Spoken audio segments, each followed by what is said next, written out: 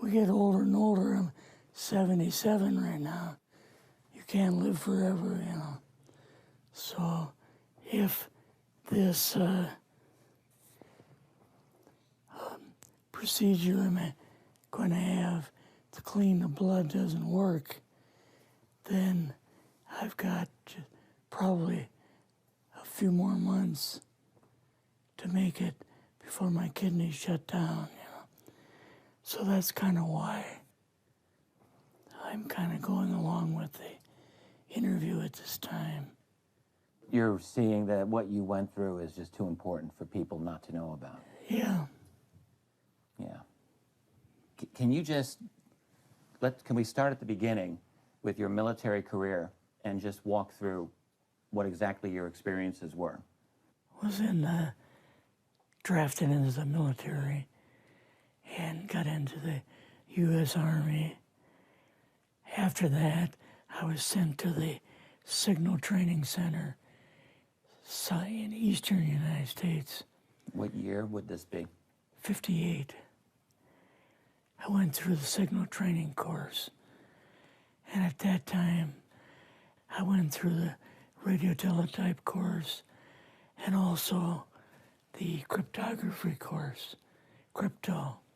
They had 5 instructors that were getting out of military service. So they pulled the top 5 students, and I was 3rd in the class. So I got pulled as an instructor. Now, were you at this time also working yet for CIA? No. Not yet? No. After one day, my boss came to me, and he said, how would you like to, make some extra money? And I said, oh, money is good.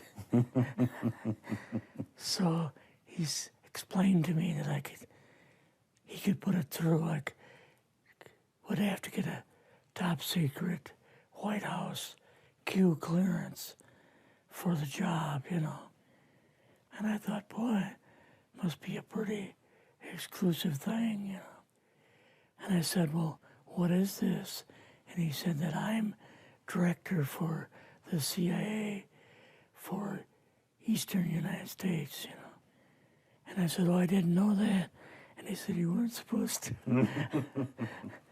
After about 6 weeks, my security clearance came through, and I got my CIA card.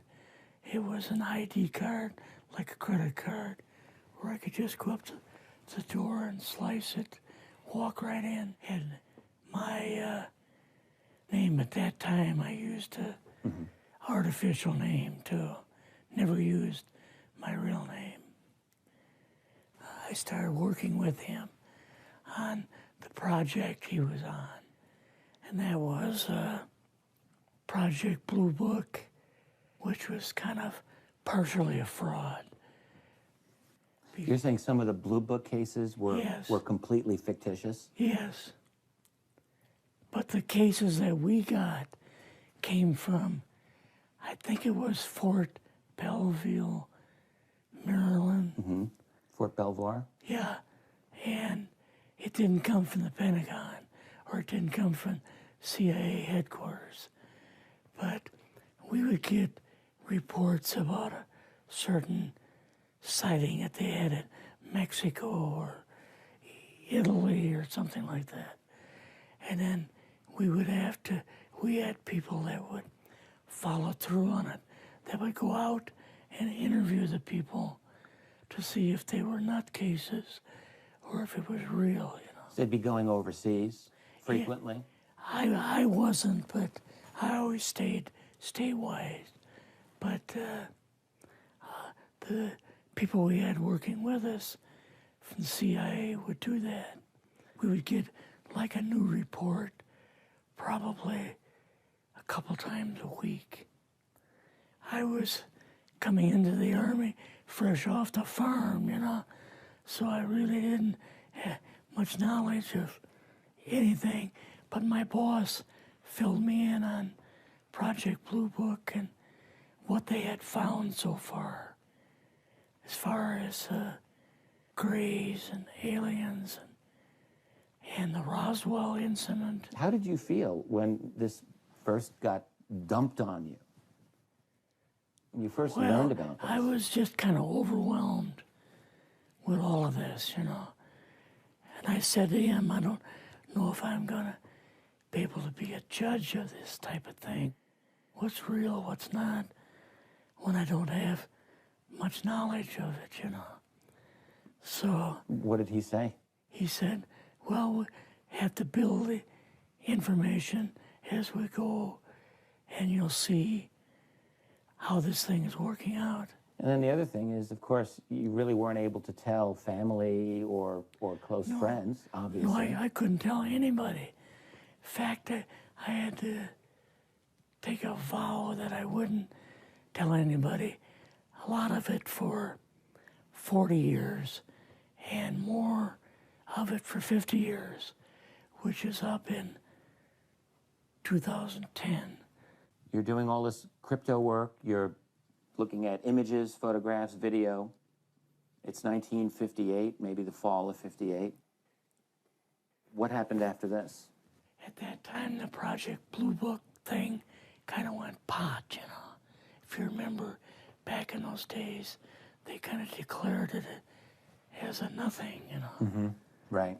And they were telling the world all UFOs are misidentifications, hoaxes, balloons. Psychological issues, whatever. Yes. Yeah. So my boss came to me and he says, we've both got a new assignment. And he says, oh, I said, where are we going? Oh, he says, we're going to the Capitol. We're going to be part of the Eisenhower push. He's trying to find out something about all about these aliens that MJ-12 was supposed to find out, but never sent back reports to him. The MJ-12, the UFO control group, were they calling it MJ-12 at that time? Yes. They called us in, went into the Oval Office, and President Eisenhower was there and Nixon, and they said, we called the people in from MJ-12 from Area 51 and S4, but they told us that the government had no jurisdiction over what they were doing. So being a general, past general, you didn't tell them to go to hell without any real good reason, you know. Mm-hmm. So he said, I want you and your boss to fly out there. I want you to give them a personal message. And he says, I want you to tell them, whoever is in charge, tell them that to get in, they have this week, coming week, to get into Washington and to report to me. And if they don't, I'm going to get the First Army from Colorado, and we're going to go over, we're going to take the base over. I don't care what kind of classified material you got. We're going to rip this thing apart. Eisenhower was going to invade Area 51. Yeah, with the First Army. So you go out with your superior. Yes. You fly out. You land. What happens? Can you describe this whole process, what you saw? They took us the 13 or 15 miles south to S4 and like different garage door openings. Okay. And in these garage door openings, they had like different saucer crafts. The very first one had the Roswell craft in. It was kind of crashed up, but apparently every alien that was in it died except for a couple. Well, the Roswell craft was really strange because it looked like real heavy aluminum foil. We could walk next to it and you could rock it. The whole thing probably weighed 150, 300 pounds. Could they tell what the source of power was of this craft? Yeah, it was like a reverse gravitational thing of some kind. In fact, one later on, I got the mathematical code for reversing gravity in a 3x5 card. I guess there are different types of grays and so on. How did you see that evidence? Well, at the later on at S4, we viewed the autopsy film, and then the colonel said, "What we've got in here is we're interviewing a gray alien." All right, right there. How did you feel at that moment? Well, I thought, boy, we had no idea we were going to see the real thing. All we saw was film. You had to have a little bit of heart racing at that Yes. moment. My boss was able to go in and had a partial interview with him. So what did this gray alien look like? Could you describe him a little bit? This one looked a little bit oriental. It didn't look human as far as the skin tone and basically the shape of it and the size. How was its head size compared with a normal human, for example? Brain was kind of a little bit bigger, and some of the nose was very, very small, and the ears were just like holes. Mouth was very small. Now, why were they bringing you out here at all, anyway, to see an alien? What was the point? To go back and tell the president they actually had one. So he did not know at this point No, if there was an alien at S4. no. What did you do then at Area? Were you done, or did you have other things to do at Yeah, so S4? basically we were kind of done, went back to Area 51.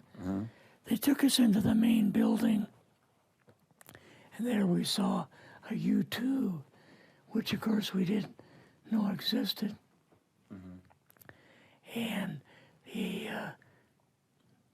a model of the SR-71. Yeah, the Blackbird.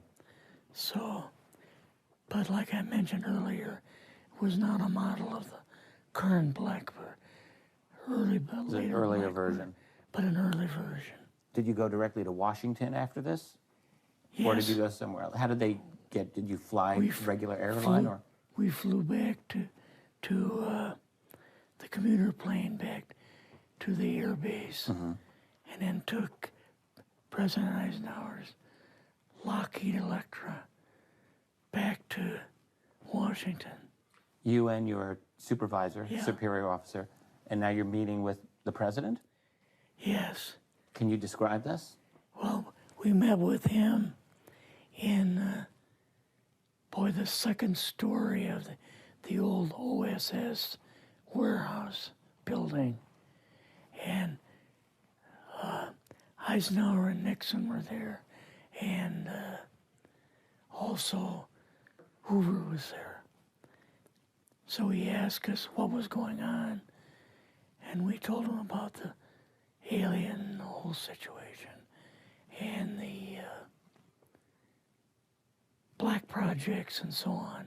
And he was just totally shocked. He appeared for the first time to be worried. You know, like he was worried. I would think that Eisenhower would, I mean, he certainly knew that flying saucers were real. Yes. He knew that there were aliens.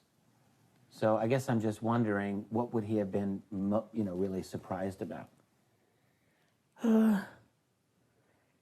Surprised about the black programs. Eisenhower said, got to keep this thing completely secret. You know, can't talk about this. Your actual name is, the name you grew up with, That was a different name than what you Yes. had in the... I never used it in the CIA at all. Now, what about today? You're going on the public record, and this is still sensitive information, even though earlier you talked about, you know, security oaths that maybe expire after a certain period of 50 time, years. but you're still concerned. Linda Motenau's phone call, her phone was tapped, and they got my phone number, and through the telephone company, they were able to find me, and so on. When they found you, what happened? I was going to a grocery store.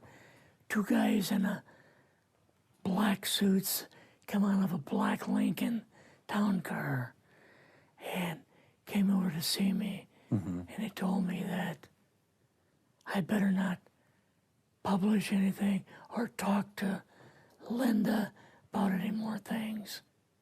So at that time, I did, you know, I stopped. That was enough to intimidate you. Yes. Rather remain anonymous. Never show my face on anything.